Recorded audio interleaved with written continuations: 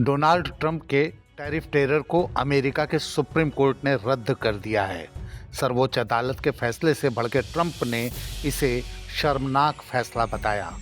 Trump ने कहा वे इस फैसले से सहमत नहीं हैं, इसलिए उनके पास आगे की रणनीति तैयार है और ज़रूरत पड़ी तो वे प्लान बी लागू कर सकते हैं। उन्होंने बगैर किसी संस्था या व्यक्ति का नाम लिए हुए कहा कि कुछ लोग अमेरिका को लूट रहे हैं, इस महान देश को बर्बाद करने पर तुले हैं। कुछ लोग विदेशी ताकतों के लिए काम कर रहे हैं।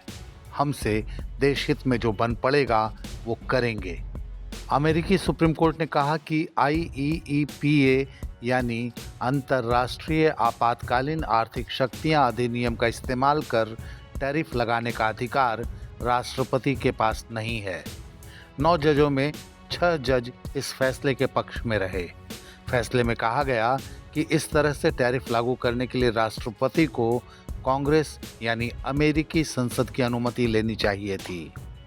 ध्यान रहे कि राष्ट्रपति ट्रंप ने अप्रैल 2025 में राष्ट्रीय सुरक्षा का हवाला देते हुए दुनिया के कई देशों से अमेरिका आने वाले सामान पर शुल्क लगाया था। ट्रंप का दावा था कि इससे अमेरिका को 600 अरब डॉलर से ज़्यादा का रेवेन्यू मिला।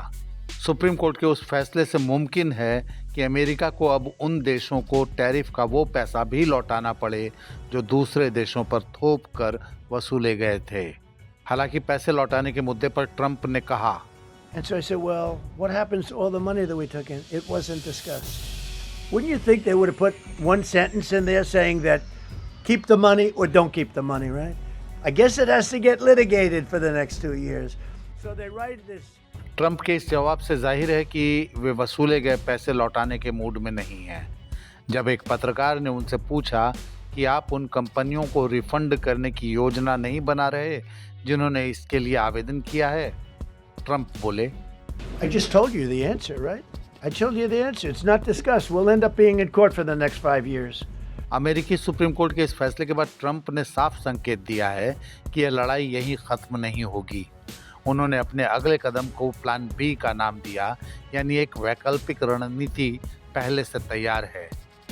एक्सपर्ट्स के हवाले से मीडिया में छपी रिपोर्ट्स बताती है कि कोर्ट का फैसला सिर्फ IEEPA के तहत टैरिफ लगाने की शक्ति तक सीमित है, इसलिए ट्रंप के पास अभी भी कई कानूनी रास्ते खुले हैं।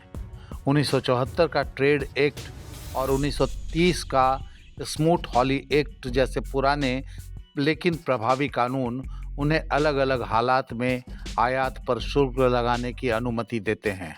इस खबर में फ़िलहाल इतना ही। देश और दुनिया की बाकी खबरों के लिए देखते रहिए India.com।